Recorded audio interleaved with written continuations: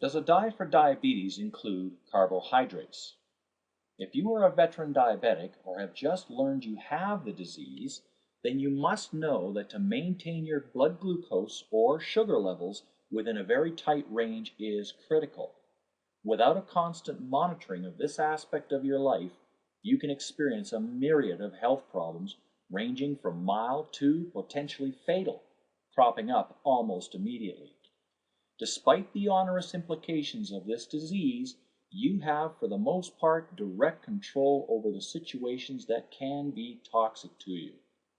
With applied knowledge, you can live, for all practical purposes, a long and normal life. A critical element you need to know about is carbohydrates.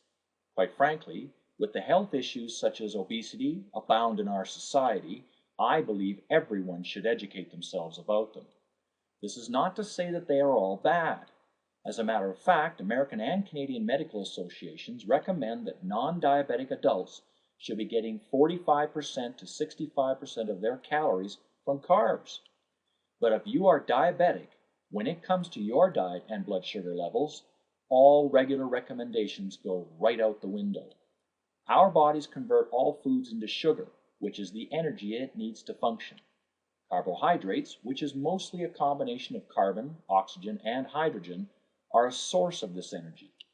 Although carbohydrates are a common source of energy in living organisms, they are not essential nutrients to humans because they are not the building blocks of our molecules.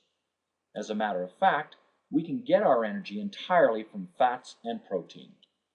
There are simple carbohydrates, such as sugar, found mostly in candy, jams, and desserts, and complex carbohydrates, otherwise known as starch, such as cereals, bread, and pasta. In our general understanding of what carbohydrates are today, we generally refer to simple carbs as sugar and complex carbs as starches. Diabetic diet pioneer Dr. Bernstein, born in 1934 and a type 1 diabetic, is a living testimony to a long, normal, and productive life. In 1969, he discovered that by monitoring and balancing his food and insulin intake, he could regulate his blood glucose levels to within normal levels 24/7, a revolutionary, life-enhancing, and life-saving development for diabetics.